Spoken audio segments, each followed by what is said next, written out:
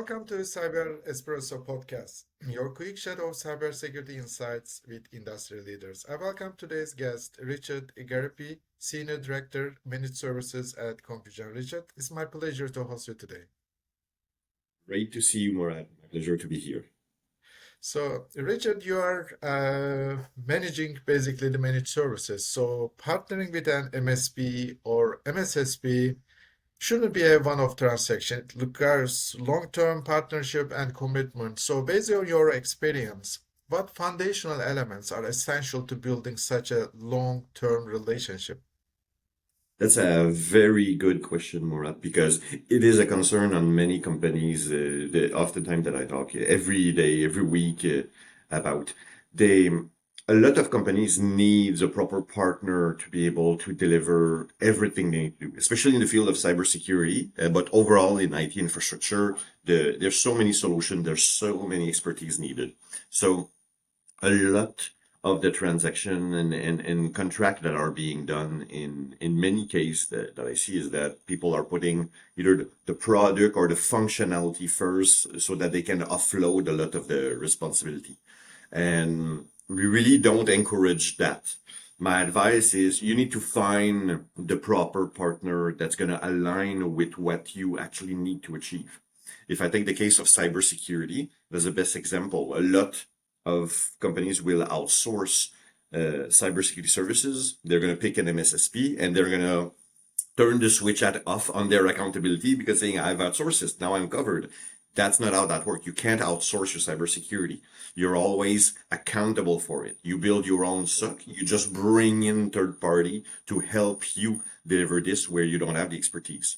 So that means that prior to getting an MSP and MSSP to help you in that field, that means that you must have figured out what it is you're trying to accomplish, what it is you're trying to protect, how, where do you lack expertise, knowledge, or technologies to fulfill the goal you want to do, and then find the right partner that's aligned with you. That, yes, has the proper technical expertise, security expertise, but also what's their vision, what's their values, how do they conduct business, what guarantee can they offer you, what are your service level agreement, of course, but the overall governance of the service they provide to you, does it fit with your company vision and strategic growth?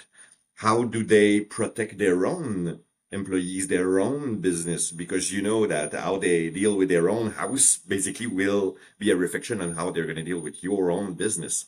So that alignment on figuring out the business, what's their mechanism for cyber resilience, how they will recover you. That is key item that need to factor into the selection of an MSSP to work with. I often say, and we're using that on our side, we're referring to ourselves as the best technology ally. That's kind of what you want to get. Getting a partner in business won't necessarily guarantee the service or the business outcome you want. The person must be allied to what you're trying to achieve strategically, operationally, and from a business standpoint. Yeah, absolutely right. It's like a dating, it's like a marriage. So you need to first understand what are the commonalities, what you need. And you're also right. You need the third-party muscles to do things maybe faster, productively. But you cannot pass on the accountability. That's what you're saying. So that's Exactly. very And true. your analogy about the marriage is right. It would be important to plan because marriage, sadly, often end up in divorce. So if you can freely talk with your partner about what happens if we don't see eye to eye anymore and need to part ways, how will it be done amicably, and how do you sustain your own business and your own strategy despite that? That must also be part of the selection process. Yeah, yeah, I agree. So, bringing up the topic to AI. AI is on the rise, so as the AI-driven threats. So, how should security operations centers like leverage AI and automation, which is the key, to keep up the pace, but really to stay ahead of the attackers? So, everybody's using pretty much the same tools, so you need to be a little bit more smarter or more like, what is the balance between? I get that question a lot because you're right. AI now is part of our day-to-day life. Now it's, even though it's still an emerging technology in how we're using it right now, it's more common. So we're using it throughout, let's say, as assistant on our computer. We're using the generative AI on the internet. There's a lot of usage. A lot of people are giving into the hype about it. It's exciting. But the usage of AI in itself actually exacerbate a lot of the security issue because it's still pretty much the Wild West regarding the usage of AI. Everybody goes in every direction. Governance model have not matured yet, and it's kind of used in every way. And we must all assume, and I've seen this countless time, that the malicious actors out there are also leveraging AI to make themselves more efficient, being able to attack more targets, get more result out of, for example, ransomware campaign, spear phishing exercise. Because if you can dish out more evil out there at a greater scope, and reach a bigger mass of system or people to act, how are we supposed to respond? So there's a lot of embedded AI in commercial of the shelf product that can help with that for sure, and there's a huge amount of marketing team that are trying to sell to everybody all their product, and I'm not taking away anything from these product, but in a way, people needs to just take a step back and saying, okay, why am I using AI? How am I using AI in my business? And how do I need to protect it?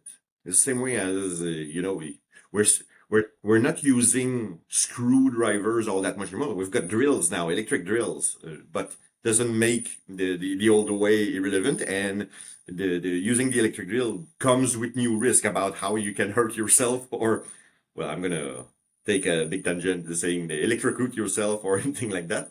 It's the same thing with AI. It's doing activities that we would be doing slower, ingesting more information. We could do that, but it would take more time. So if we weren't protecting properly how we were doing things humanly, then we're exacerbating a problem with the human assisted AI, or if we give full control on the AI capability. So the governance model about how you're using AI, which data you make accessible to it, what permission you give your AI on the activities to do.